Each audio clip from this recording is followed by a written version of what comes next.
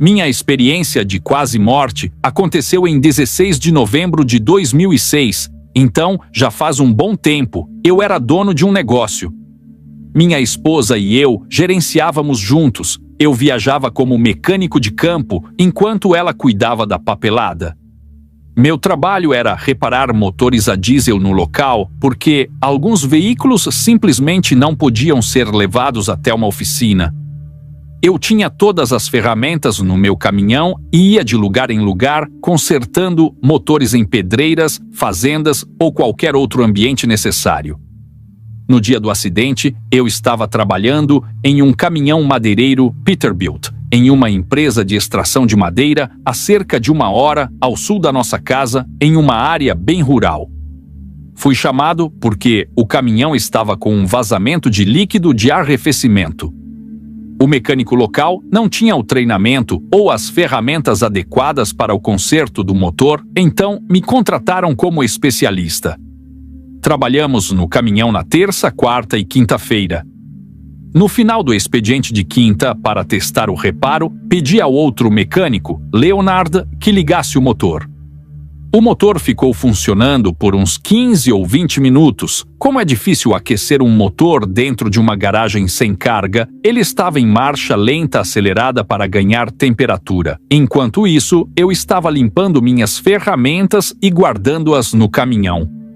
Foi quando Leonard se aproximou, deu um tapinha no meu ombro e disse: "Ei, antes de ir, pode dar uma olhada em mais uma coisa?" Ele sabia que havia um ponto do motor com vazamento de óleo e queria que eu diagnosticá-lo.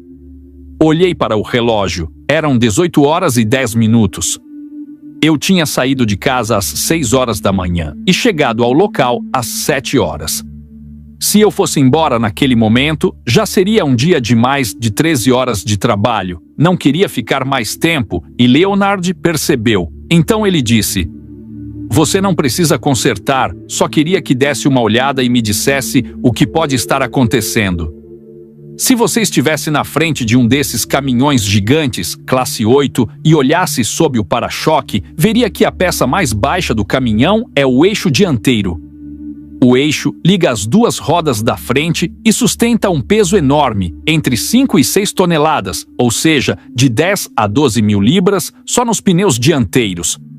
O caminhão, mas esse é o peso apenas sobre aqueles 2 pneus dianteiros." Então, Leonard havia erguido aquele eixo. Ele colocou um macaco hidráulico simples, um macaco de garrafa, sob o lado do passageiro do eixo e o ergueu. Ele removeu a roda dianteira do lado do passageiro. Agora, esse caminhão ficou apoiado no macaco com a roda removida por 3 dias. Ele estava funcionando há 15 ou 20 minutos, e agora ele queria que eu fosse para debaixo do caminhão para ver se conseguia diagnosticar de onde vinha o vazamento de óleo. Há uma ferramenta que os mecânicos usam chamada Creeper, carrinho deslizante.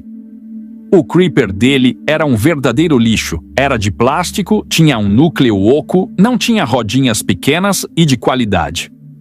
O problema com esse tipo de Creeper é que todo piso de oficina tem rachaduras, pedrinhas e sujeira, e por isso é muito difícil deslizar sobre esses pequenos obstáculos com rodinhas tão pequenas.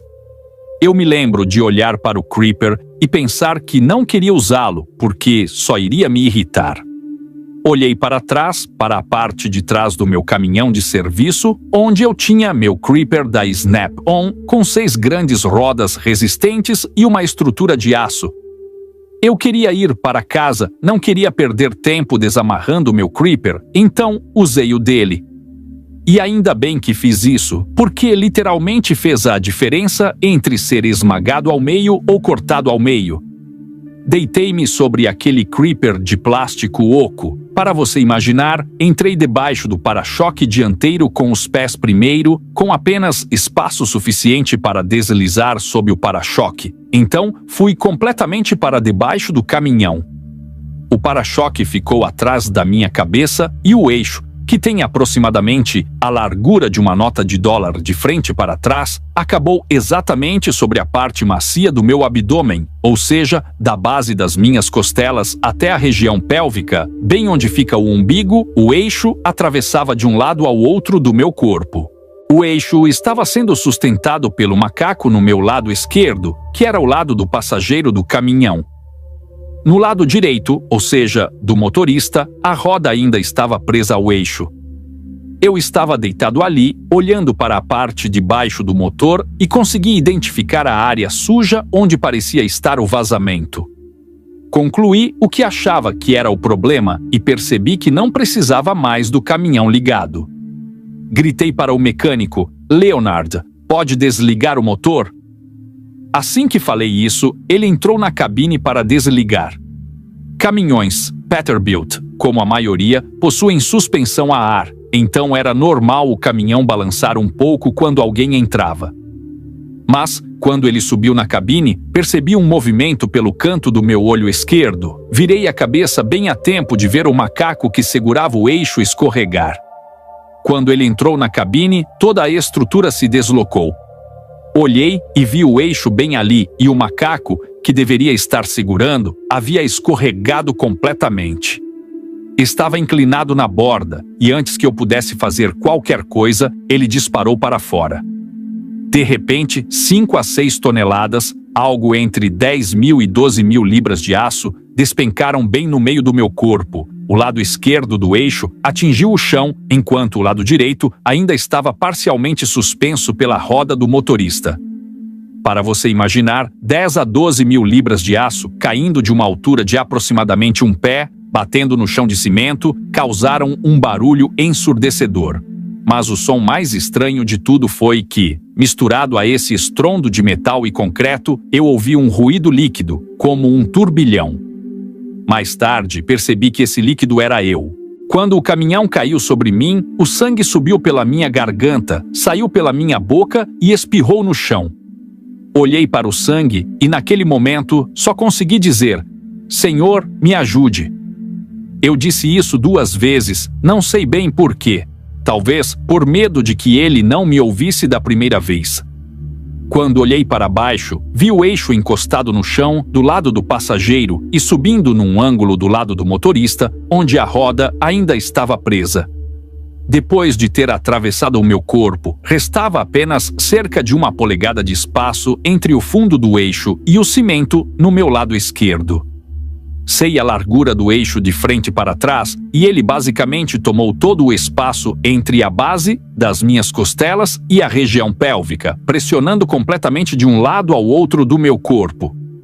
Do lado direito, havia talvez 2 polegadas de espaço, o que significa que, segundo os relatórios médicos e radiológicos, eu fiquei mais fino do que minha própria coluna vertebral na parte central do meu corpo. Meus ossos L4 e L5 estavam quebrados, com fraturas em forma de teia de aranha e achatadas. Eu estava literalmente mais fino do que minha espinha no meio do corpo, mais fino à esquerda e um pouco mais grosso à direita. Tudo dentro de mim foi completamente esmagado. A dor era indescritível, simplesmente fora dos limites.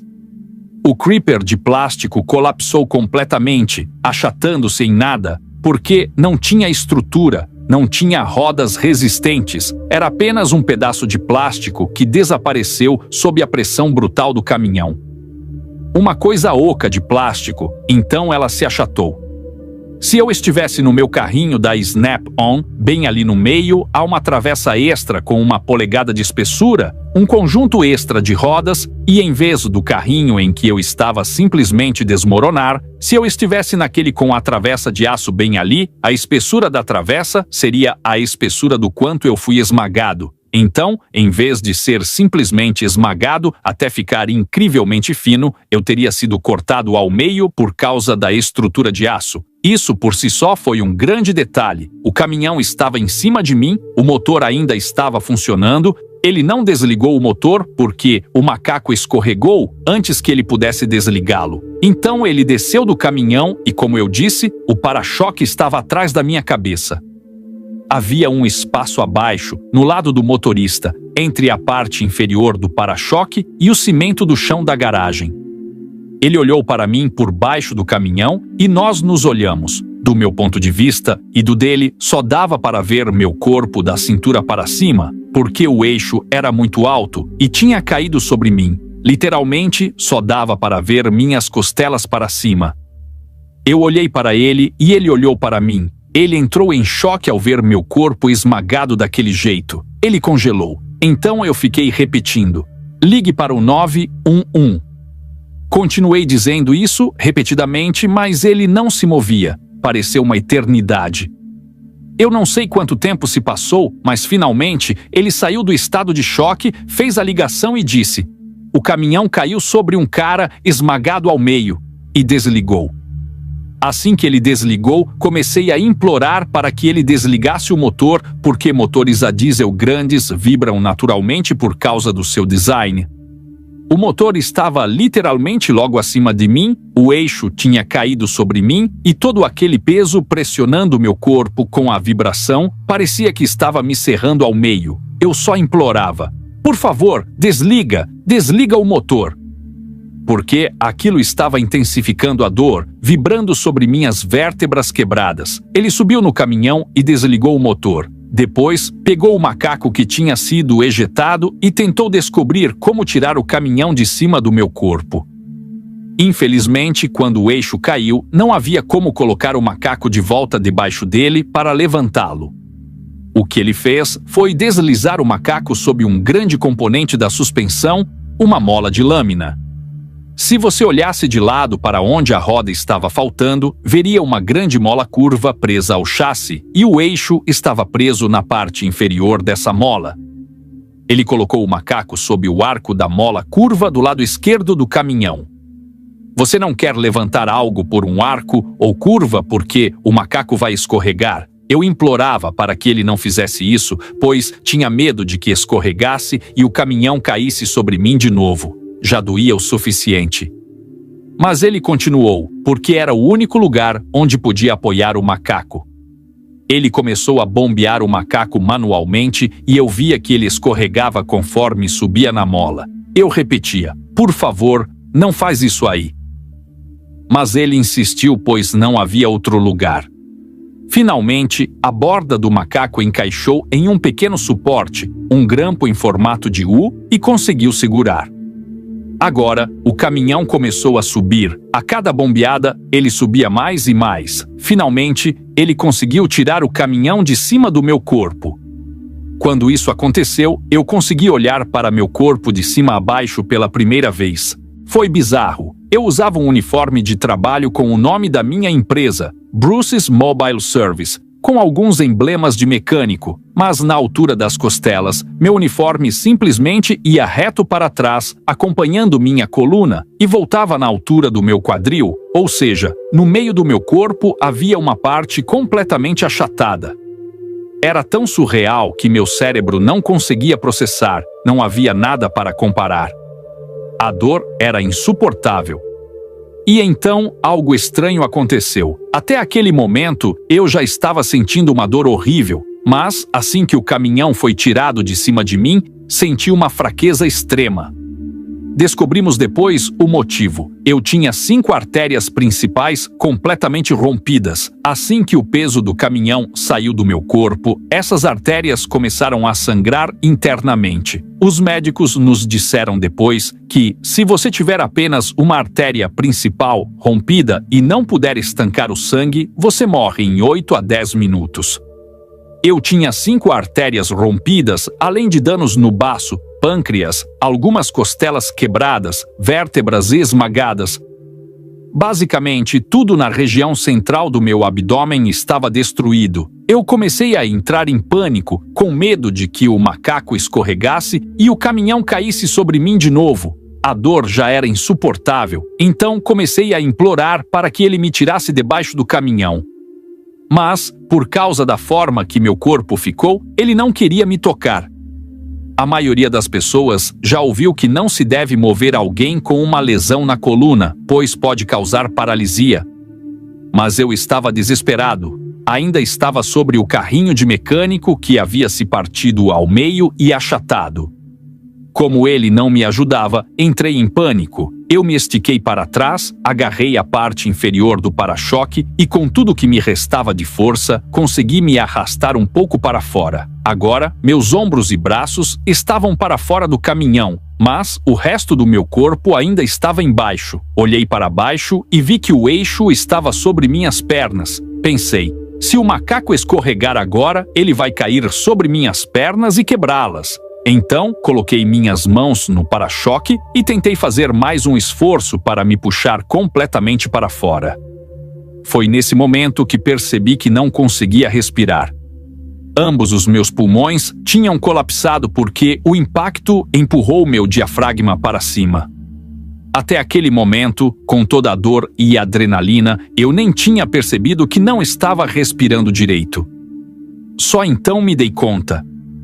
Meu coração estava disparado, meu corpo em choque. Quando você está em choque, seus batimentos cardíacos ficam extremamente acelerados.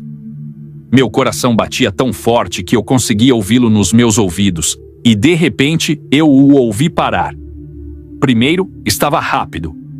Tum, tum, tum, tum, tum, tum, e depois começou a diminuir. Tum, tum, tum.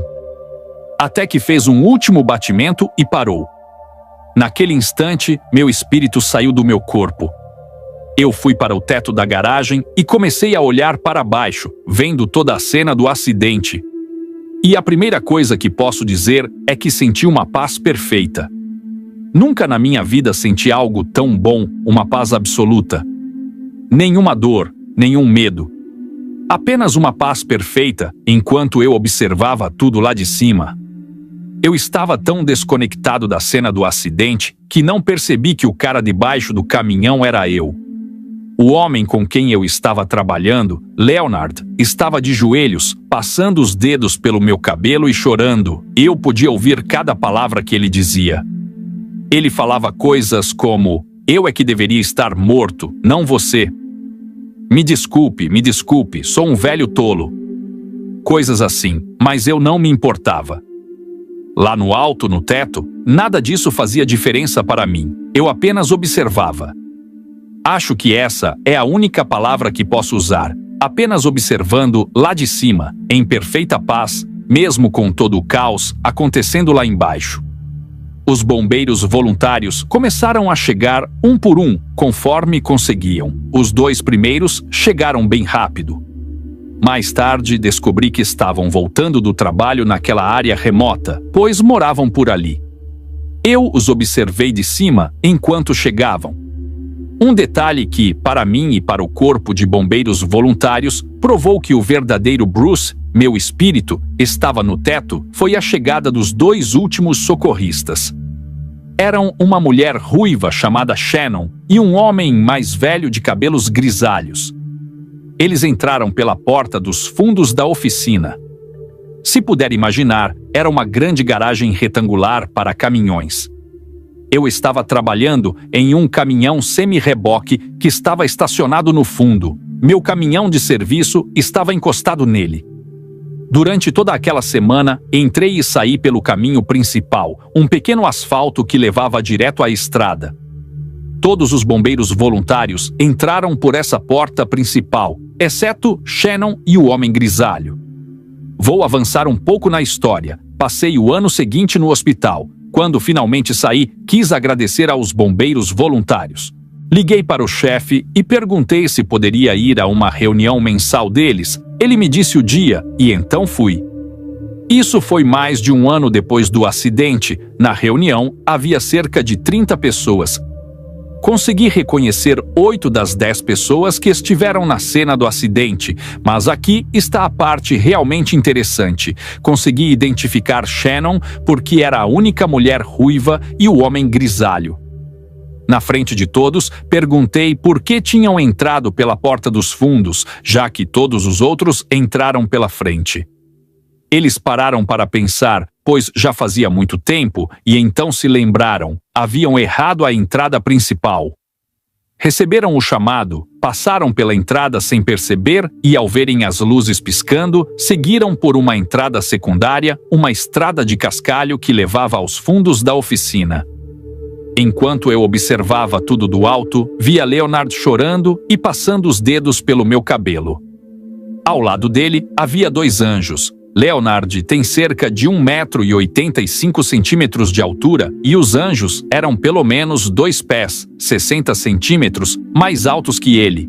Estavam de joelhos, em silêncio, sem dizer uma palavra. Um deles, que estava do lado do motorista, colocou a mão no meio da parte achatada do meu peito. O outro fez o mesmo. Fiz muitas pesquisas na Bíblia depois disso. Descobri que os anjos são mencionados 290 vezes.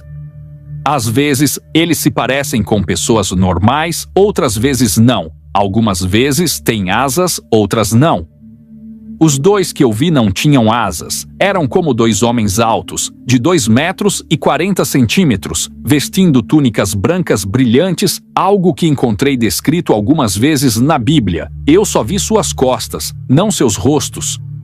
Tinham cabelos muito longos que iam até o cinto de suas túnicas. Eram muito musculosos. Apenas tocaram meu corpo, e de onde eu estava, aquilo parecia completamente normal. Acho que, no reino espiritual, simplesmente aceitamos as coisas como elas são. Eu apenas olhava para baixo e pensava: ah, aqueles anjos estão ali para ajudar aquele cara, que bom. Foi então que Shannon entrou. Ela se ajoelhou e começou a procurar um pulso. Os anjos ainda estavam lá. Perto do canto da frente do caminhão, no lado do passageiro, havia um homem grande, vestindo macacão de fazendeiro cinza com listras azuis. Ele estava de braços cruzados e ao lado dele havia um homem menor. Enquanto Shannon verificava meu pulso, ouvi o homem grande dizer para ela: "Shannon, é tarde demais, ele já se foi." Ela continuava freneticamente tentando encontrar um pulso. Não conseguia entender por que ninguém estava fazendo nada. Mas a razão pela qual não tentaram reanimar-me foi porque meu tórax estava completamente esmagado. Então, simplesmente ficaram ali, esperando. Vários minutos se passaram. Shannon ainda tentava sentir meu pulso. O homem grande repetia: "É tarde demais, ele já se foi." E então, enquanto eu observava do alto, vi algo acontecer com Shannon. Ela começou a dar tapas no rosto daquele cara e a dizer: "Volte, volte." Então ela perguntou a Leonard, o outro mecânico com quem eu estava trabalhando: "Qual é o nome dele?" O cara respondeu: "Bruce Vetta." A mulher começou a gritar cada vez mais alto: "Bruce Vetta, volte, volte." Havia cerca de 10 pessoas do Corpo de Bombeiros voluntários e alguns socorristas. Todos estavam ali, respeitosamente conversando, até que ela começou a fazer isso. Quando ela começou a me dar tapas no rosto e gritar: "Volte, volte", todos pararam de falar e ficaram olhando para ela com aquela expressão de: "O que essa mulher está fazendo?" Eles simplesmente ficaram parados, observando-a. Ela ficou ainda mais alta e, de repente, meu espírito saiu de onde estava, no teto. A única maneira que posso descrever isso é que, cada vez que ela dizia "Bruce Vetta", aquilo soava vagamente familiar. Meu espírito parecia estar descendo lentamente e, quando chegou até a metade do caminho, de repente, voltou para o meu corpo com força. No momento em que meu espírito entrou no corpo, meu coração começou a bater. Ela disse que meus olhos estavam completamente fechados, mas, assim que meu coração voltou a bater, meus olhos se abriram. Quando isso aconteceu, passei de sentir a paz mais absoluta que já experimentei para estar em um corpo esmagado pela metade, sentindo a pior dor que já senti. A dor era horrenda. Foi nesse momento que percebi que eu estava observando tudo de cima e que, na verdade, eu era o cara de baixo do caminhão. De repente, tudo voltou à minha mente rapidamente. Ah, sim, o caminhão caiu sobre mim. E então pensei: droga, eu sou o cara de baixo do caminhão. A dor era insuportável. Eu me lembro de dizer: não, eu não quero isso. Está doendo demais. Eu não quero isso. E no instante em que tomei essa decisão, meu coração parou novamente. Meu espírito deixou meu corpo e subiu de volta para o teto da garagem. Dessa vez, havia uma diferença. Além de ver as mesmas coisas, os dois anjos inclinados sobre meu corpo, Shannon, a mulher e todas as outras pessoas. Agora eu via algo novo.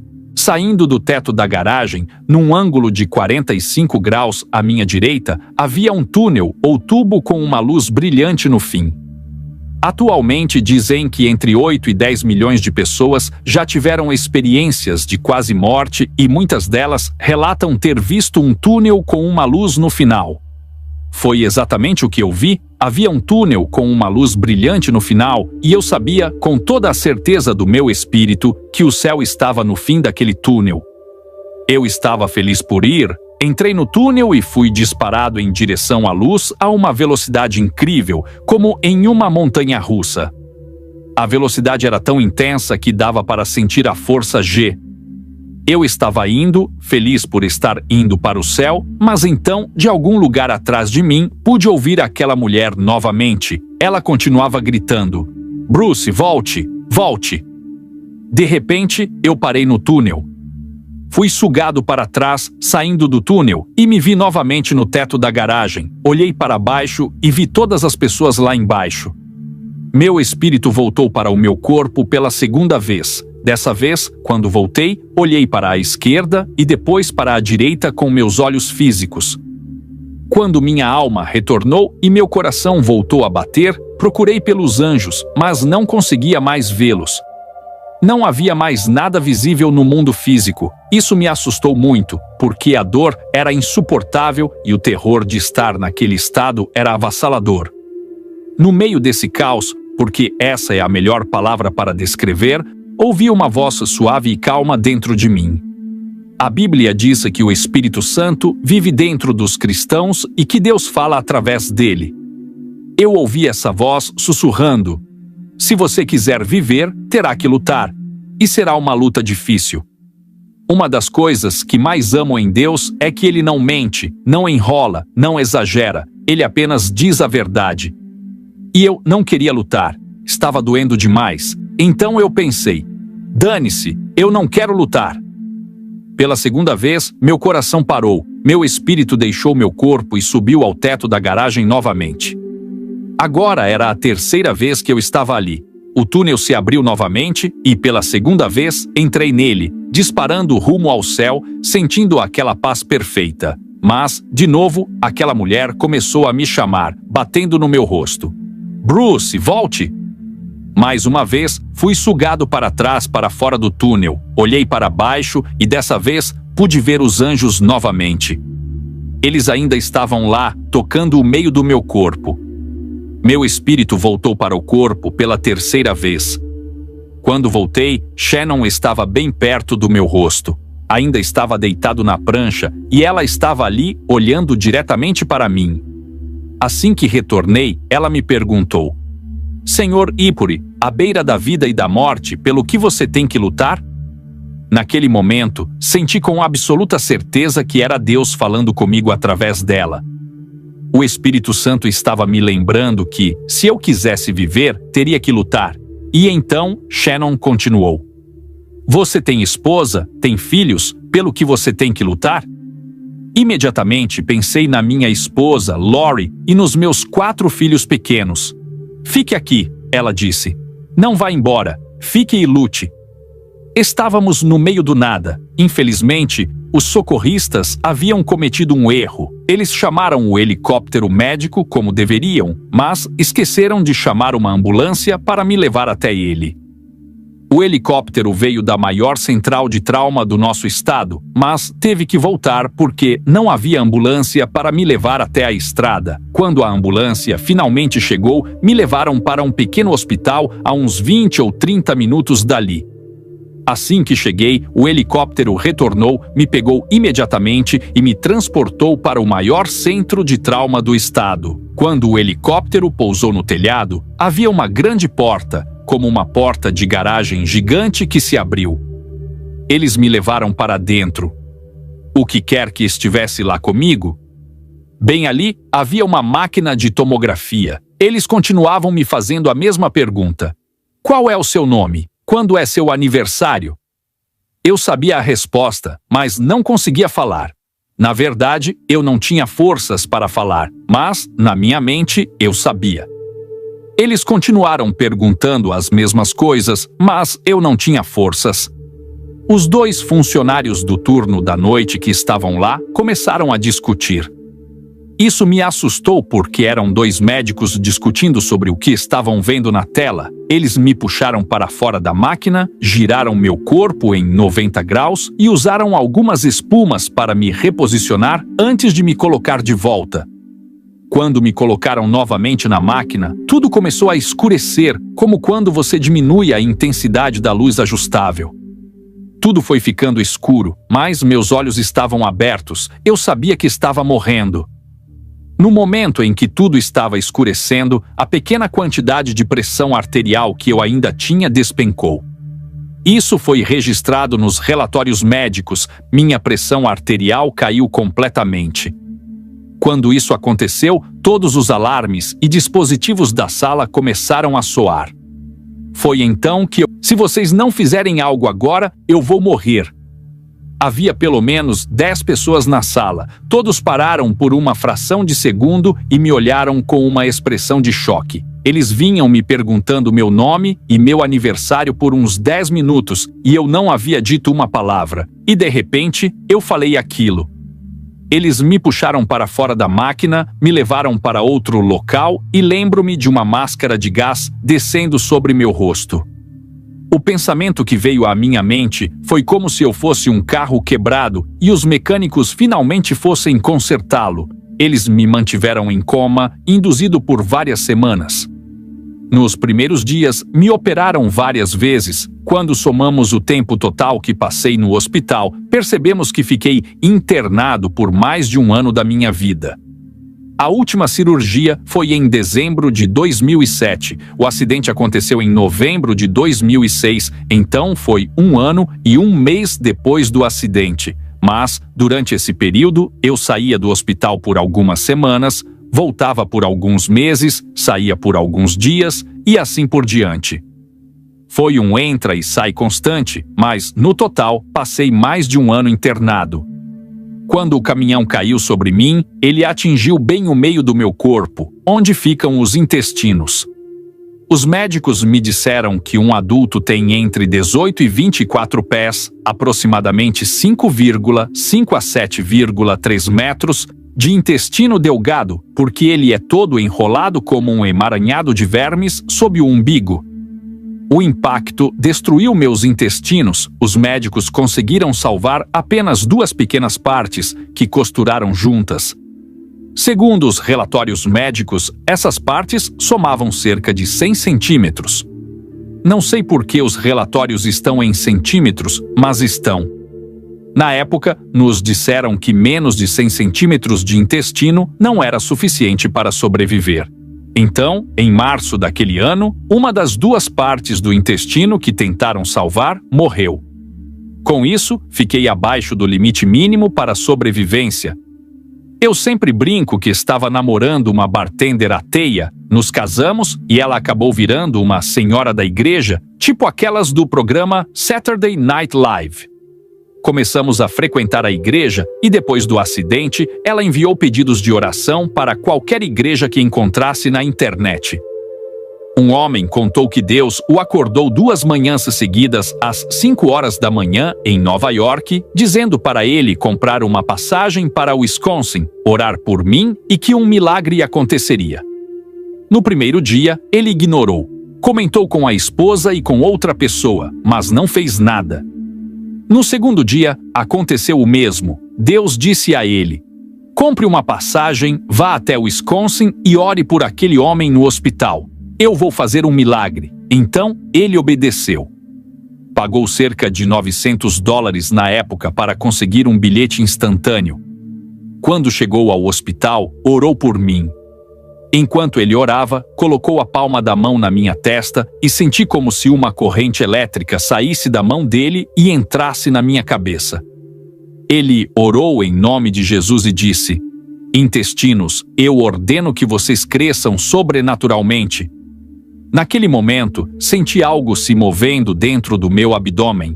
Mais tarde, os médicos constataram que eu tinha aproximadamente metade do intestino necessário para viver, algo entre 9 e 11 pés, cerca de 2,7 a 3,3 metros, o suficiente para sobreviver. Caso contrário, eu teria morrido de inanição no hospital. No dia 1º de janeiro de 2008, iniciamos um ministério chamado Sweet Bread Ministries, mesmo eu ainda estando no hospital. Desde então, tenho viajado para compartilhar esse testemunho sobre como clamei por Deus debaixo daquele caminhão, sobre como uma mulher chamada Shannon, que só acreditava em Jesus há 2 meses, orou por mim e me trouxe de volta à vida 3 vezes, sobre como esse homem viajou para orar por mim e um milagre aconteceu. Eu costumo dizer, ainda bem que Shannon não frequentava uma igreja que não acreditava em milagres, porque talvez ela não tivesse orado por mim. Desde 2008, tive que passar por muita reabilitação, aprendi a andar de novo, tive que reaprender a ler e escrever por causa dos danos cerebrais causados pela falta de oxigênio.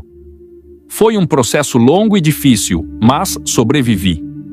Agora, viajo para compartilhar minha história com outras pessoas. Eu venho de uma infância muito difícil. Meus pais diziam acreditar em Deus, mas não íamos à igreja, talvez no Natal ou na Páscoa, se tanto. Minha família tinha problemas com drogas e álcool. Sofri abusos físicos, verbais e até abusos sexuais repetidos na infância. Passei minha vida inteira com raiva, questionando se Deus existia e, se existia, por que permitia que crianças sofressem tanto. Mas, depois de tudo o que vivi, estou aqui para contar minha história e mostrar que milagres acontecem. As pessoas precisam saber que Deus é real, Ele está nos ouvindo, Ele escuta nossas orações. Obviamente, nem sempre Ele responde da maneira que queremos, mas quero compartilhar com as pessoas que definitivamente existe uma realidade espiritual. Assim como Shannon e seu marido perceberam, os espíritos são reais. E isso é porque Deus é real. Ver os anjos e tudo mais mudou minha vida de tal forma que abandonei um negócio muito bem sucedido e entrei para o ministério apenas para contar isso às pessoas. Não foi algo pequeno, foi uma mudança de vida para mim. Caso contrário, eu ainda estaria fazendo o que fazia antes e ganhando muito dinheiro com isso, em vez de estar no ministério, onde não há muito dinheiro. Mas não se trata do dinheiro. Mais uma vez, foi algo que transformou minha vida, e eu só quero compartilhar isso. E vou continuar compartilhando essa história, esse testemunho, pelo resto da minha vida, olhando fixamente para o céu, perdidos. Todos nós caímos quando o amor está em nossos olhos.